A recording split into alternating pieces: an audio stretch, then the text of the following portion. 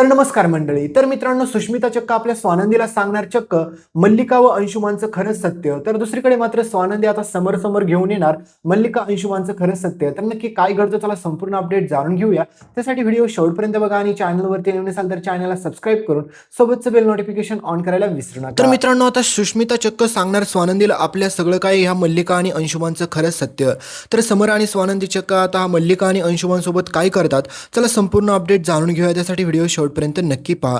तुम्ही पाहिलंच असेल मित्रांनो की कशा प्रकारे आपल्या सुष्मिताचा वापर करून समर राजवाड्यांच्या सहाय्याने सगळ्या काही मात्र ह्या मल्लिकाने आपल्या सुष्मिताकडून करून घेतलेले असतात. आणि दुसरी गोष्ट म्हणजे सुष्मिताच्या एका चुकीमुळे आपल्या आजीचं फिंगरप्रिंट घेऊन देखील मात्र आता मल्लिका आणि अंशुमानने ती प्रॉपर्टी स्वतःच्या नावावरती करण्याचा प्रयत्न केलेला असतो. म्हणजेच त्या सगळ्या गोष्टींमध्ये ते यशस्वी झालेले तुम्ही पाहिले असतील. आणि त्याहीपेक्षा भयंकर गोष्ट म्हणजे आपल्या सुष्मिताला हा अंशुमान सारखा मारहाण करत असतो हे पण तुम्ही पाहिलं असेल. पण ही मल्लिका खोटं बोलून आपल्या सुष्मिताला गोड बोलून जाळ्यात ओढत होती आत्तापर्यंत तुम्ही पाहिलं.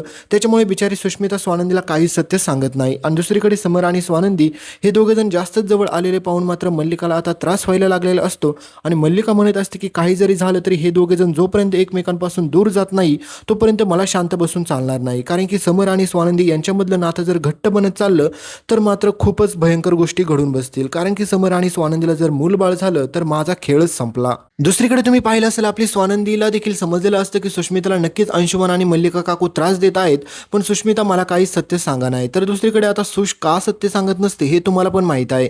कारण की ज्यावेळेस मात्र अंशुमान सुष्मिताला मारत असतो, काही पण करत असतो त्याच्यासोबत, त्याच्यानंतर ही मल्लिका येत असते आणि गोड बोलत असते आणि म्हणत असते की सुशसोबत असं वागू नको, ती किती गोड आहे, ती किती क्यूट आहे, किती गोंडस आहे, म्हणजे असं गोड बोलून तिच्याकडून काम करून घेत असतात. तर पुढे फायनली आता समर राजवाड्यांसमोर हे सत्य येतं की ज्या काही प्रॉपर्टीचे डॉक्युमेंट्स होते, कागदपत्र होते, ते सगळे काही आता मल्लिका काकूच्या नावावरती झालेले आहेत. पण ते कसे झाले, कुणी केले, समर राजवाड्यांच्या सह्यांची प्रॅक्टिस कोण करत होतं, ह्या सगळ्या गोष्टी पुढे बाहेर येतात. आणि मित्रांनो, या सगळ्यामध्ये कोण अडकणार आहे तुम्हाला माहिती आहे का? आपली सुष्मिता. कारण की सुष्मिताची काहीच चूक नसताना देखील सुष्मिता त्या जाळ्यामध्ये अडकते. फक्त अडकतच नाही तर खूप भयंकरपणे अडकते. कारण की सुष्मिताने कधी स्वप्नात पण विचार केला नसेल की तिच्या अंगलट ह्या सगळ्या काही गोष्टी येऊ शकतात. कारण पुढे सगळ्यात भयंकर गोष्ट तर अशी घडते की आता अंशुमान ज्यावेळेस मात्र स्वानंदी म्हणत असते की अंशुमान मला खरं सांग, राजवाड्यांच्या खोट्या सह्या कोणी केल्या, त्यावेळेस मात्र अंशुमान म्हणत असतो की तुला काय वेळ लागलेला आहे का? प्रत्येक वेळेस तुला मीच सापडतो, मी असं का करेल आणि माझा काय संबंध? म्हणजे खूप साऱ्या गोष्टी अंशुमान खोट्या बोलत असतो हे तुम्हाला पण पुढे समजेलच. पण मित्रांनो, आता मला एक गोष्ट सांगा, ज्यावेळेस मात्र स्वानंदीला हा संशय येतो त्यावेळेस मात्र स्वानंदीला संशय आपल्या सुष्मितावरती पण असतो. कारण की याच्या अगोदर बिचाऱ्या स्वानंदीने आपल्या सुष्मिताला 1000 वेळा विचारलेलं असतं की तुला काही त्रास आहे का, तुला कोण काही त्रास देतंय का, मला खरं सांग. पण त्यावेळेस मात्र मित्रांनो, हा अंशुमानचे खायचे दात एक आणि दाखवायचे दात एक असतात हे तुम्हाला पण चांगलं समजलंच असेल. कारण की अंशुमान मात्र आपल्या स्वानंदी आणि समर राजवाड्यांसमोर सुष्मितासोबत गोड बोलत असतो, तिला खूप अशी प्रिन्सेससारखी ट्रीटमेंट देत असतो. त्याच्यामुळे आता समर राजवाड्यांना वाटत असतं की अंशुमान आता सुधारला, त्याच्या संसारामध्ये अंशुमान योग्य ते काम करतोय. पण मित्रांनो, सगळ्यात मोठा गेम तर अंशुमाननेच केलेला असतो समर राजवाड्यांसोबत. त्यांना स्वप्नात पण त्यांनी त्याचा विचार केला नसेल. तर स्वानंदी चक्क आता काही जरी झालं तरी म्हणते की मला ह्या गोष्टीचा पाठपुरावा केलाच पाहिजे. कारण की स्वानंदीच्या हातात ते कागद लागलेले असतात ज्या कागदावरती सह्यांची प्रॅक्टिस झालेली असते. तर स्वानंदी डायरेक्ट सुष्मिताकडे जाते आणि म्हणते की हे सगळ्यांवरती सह्या तू स्वतः केल्यात हे मला चांगलंच माहीत आहे, त्याच्यामुळे काही जरी झालं तरी मला लवकरात लवकर सत्य सांग, नाहीतर तू जर मला हे सत्य नाही सांगितलं तर एक गोष्ट लक्षात ठेव, ज्यावेळेस मात्र राजवाडे पोलिसांना बोलवतील ना त्यावेळेस मी तुझी काहीच मदत करू शकणार नाही. आणि तुला वाटत असेल ही मल्लिका आणि सोबतच मात्र अंशुमान तुला वाचवेल तर तुला कोणीही वाचवू शकणार नाही. मग बस त्या जेलमध्ये स्वतःच्या पापांची खड्या फोडत. तर त्यावेळेस मात्र हे सगळं ऐकले की सुष्मिता घाबरते. सुष्मिता म्हणते की ताईला मी खरं सत्य सांगून टाकू का? जर मी ह्यामध्ये अडकले तर खूप प्रॉब्लेम होईल, माझ्या फॉलोअर्सना कसं वाटेल, म्हणजे मी चोरी करते, मी असे म्हणजे तिच्यावरती खोटे आरोप लागतील. त्याच्यामुळे आता सुष्मिता ठरवते की मी सगळं खरं सत्य सांगूनच टाकते. तर सुष्मिता पुढे आता स्वानंदीला खरं सत्य सांगायला सुरुवात करते आणि म्हणते की मल्लिका काकूनी आणि अंशुमानने माझ्याकडून समर जिजूंच्या सगळ्या काही सह्या करून घेतल्या, त्यांच्या सह्यांची प्रॅक्टिस करायला लावली मला. आणि स्वानंदीला आधीपासूनच डाऊट होता, कारण की तुम्हाला माहितीच आहे की सुष्मिता आधीपासूनच रोहनचे बाबा ह्या सगळ्यांच्या सह्यांची प्रॅक्टिस आधीपासूनच करत होती. कारण की तिला कॉलेजमध्ये स्कूलमध्ये लागले की ती स्वतः मारून देत होती. हे स्वानंदीला सत्य चांगलंच माहीत होतं. तर स्वानंदी तिच्यावरती खूप चिडते, भडकते, ओरडते आणि म्हणते की मला खरं सांग, नेमका यांचा ट्रॅप काय आहे? तर स्वानंदीला आता सुष्मिता सगळं सत्य सांगते की मल्लिका काकूंनी आता समर जिजूंची जी काही प्रॉपर्टी आहे ना ती सगळी प्रॉपर्टी त्यांच्या नावावरती करण्यासाठी त्यांनी माझ्याकडून सह्यांची प्रॅक्टिस करून घेतली. मी सह्यांची प्रॅक्टिस केली पण त्याच्यानंतर खूप वेळा चूक झाली, त्याच्यानंतर त्यांनी परत माझ्याकडून सह्यांची प्रॅक्टिस करून घेतली. त्याच्यानंतर आजींना दुधामधून त्यांनी काहीतरी दिलं, त्याच्यानंतर आजींचं फिंगरप्रिंट घेतलं. हे सगळं सत्य आता पुढे उघडकीस येतं मित्रांनो. स्वानंदी ज्यावेळेस हे सगळ्या गोष्टी ऐकत असते त्यावेळेस मात्र स्वानंदीच्या पायाखालची जमीन सरकते आणि स्वानंदी हे पण सांगते की तू ज्यावेळेस मला विचारलेलं वटपौर्णिमेच्या वेळेस की नेमकं तुझ्या पायाला झालंय काय सूज, तर त्यावेळेस मला अंशुमानने ढकललं होतं, त्याच्यामुळे माझ्या पाय मुरगळला होता.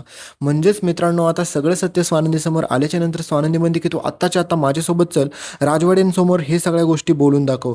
तर त्यावेळेस मात्र सुष्मिता घाबरत असते. सुष्मिता म्हणते की मी त्यांच्यासोबत कसं काय बोलू शकते, कारण की परत अंशुमानला समजलं तर खूप प्रॉब्लेम होतील. म्हणजे खूप साऱ्या गोष्टी मित्रांनो पुढे येताना तुम्हाला पाहायला दिसतील.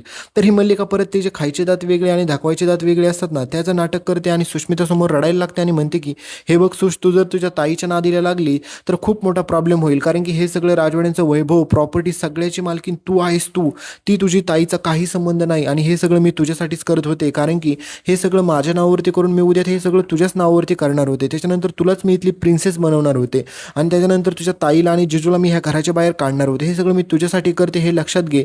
तू जर समरला आणि स्वानंदीला काही सांगायला जाशील तर खूप मोठा प्रॉब्लेम होईल आणि खूप मोठ्या चुकीमध्ये तू स्वतः अडकशील. तर पुढे आता समर राजवाड्यांसमोर सत्य आल्याच्या नंतर मात्र मल्लिका आणि अंशुमान दोघेजण देखील सगळं काही प्रकरण सुष्मितावरती ढकलतात आणि सुष्मिता म्हणते देखील हो हे सगळं मीच केलेलं आहे. तर आता पहिला प्रश्न पडतो की समर राजवाड्यांना की तू हे सगळं का केलं, माझ्या खोट्या सह्या करून काय तुला भेटलं, हे सगळं तू कशासाठी केलं, ही प्रॉपर्टी तू मल्लिका काकूच्या नावावरती करून काय साबित करायचं होतं. तर दुसरीकडे मात्र आता तुम्हाला माहितीच आहे की मल्लिका सुष्मिताला पकडते आणि तिला सगळं काही तिचे कान भरवते आणि परत एकदा आपल्या बिचाऱ्या स्वानंदीला तोंडावरती पाडते. म्हणजेच मित्रांनो आपली स्वानंदीने एवढे प्रयत्न केले होते की सुष्मिताला न्याय भेटून द्यायचा, अंशुमनला योग्य ती शिक्षा भेटून द्यायची आणि मल्लिका काकूंचा खरा चेहरा राजवाड्यांसमोर आणायचा, पण तसं काहीच नव्हतं. हे सुष्मिताने परत एकदा गेम केला आपल्या स्वानंदीसोबत. म्हणजेच मित्रांनो ज्यावेळेस मात्र मल्लिका काकू सुष्मिताला साईडला घेऊन बोलत असते आणि म्हणते की हे सगळं मी तुझ्यासाठी केलं, फक्त आता समोर एकच गोष्ट कबूल कर की हे सगळं तूच केलं, नाहीतर जर त्याला कळलं ना आम्ही केलं तर तो आम्हाला घराच्या बाहेर तर काढेलच आणि सोबत तुला पण काढेल, हे लक्षात घे. आणि हे सगळं तू केलं बोलली आणि हे कशासाठी केलं म्हणून सांगायचं, कारण की तुला ह्या घरात हक्क भेटत नाही, तुझ्या नावावरती काहीच नाही, तुझ्या नवऱ्याच्या नावावरती काहीच नाही, तुझ्या नवऱ्याला काहीच काम नाही, त्याच्याकडे एकही कंपनी नाही, एकही फॅक्टरी नाही. अशा सगळ्या जर गोष्टी तू बोलशील तर त्याच्यानंतर समर राजवाडी तुझ्या नावावरती सगळी प्रॉपर्टी करून देतील.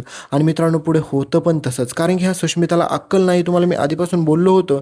आणि ही सुष्मिता स्वानंदीला तोंडावरती पाडते आणि सगळ्यांसमोर मात्र स्वानंदीची विचाराची पूर्ण परत एकदा फजिती होते. कारण की मित्रांनो आपल्या स्वानंदीने एवढे प्रयत्न केलेले असतात सुष्मिताला न्याय भेटून द्यायचे, पण ही मल्लिका वेगळाच गेम खेळते आणि सुष्मिता पण समोर राजवाड्यांसमोरच म्हणते की मीच सगळी तुमच्या सह्यांची खोटे प्रॅक्टिस केली, मीच ती प्रॉपर्टी नाव करण्याचा प्रयत्न केला, कारण की मला माहिती नाही ह्या घरामध्ये फक्त ताईचा आणि तुमचाच हक्क, इथे माझ्या सासू मॉमचा आणि सोबतच माझ्या नवऱ्याचा म्हणजेच माझ्या अंशूचा काहीच हक्क नाही दिसत, कारण की सगळीकडे तुमची सत्ता चालते, तुमची आणि माझ्या ताईची. त्याच्यामुळे हे सगळं आम्हाला पण भेटलं पाहिजे, याचा अर्धा हक्क आमचा पण आहे. त्याच्यामुळे आता हे सगळं बोलल्याच्या नंतर समर राजवाड्यांच्या आणि सगळ्यात महत्त्वाचं म्हणजे स्वानंदीच्या लक्षात येतं. त्यावेळेस मात्र स्वानंदी सुष्मिताचं तोंड रंगवते. आणि मित्रांनो ही स्वानंदी आपली बिचारी आजपर्यंत तिने एवढे प्रयत्न केले ह्या सुष्मितासाठी, पण शेवटी ह्या सुष्मिताने तिचे खरे रंग दाखवलेच, कारण की सेम टू सेम ज्या प्रकारे तुम्ही पाहिलं असेल की स्वानंदीची आई वागत असते ना, त्याच प्रकारे ही सुष्मिता पण वागत असते आणि बिचारी सुष्मिता आपल्या स्वानंदीला तोंडावरती पाडते आणि मल्लिका परत एकदा सही सलामत सुटते. म्हणजेच हे पाहून एवढा राग येतो, पण मित्रांनो स्वानंदीच्या लक्षात येतं की ह्या सुष्मिता कधीच बदलणार नाही, त्याच्यामुळे ही जर आता चुकी सापडली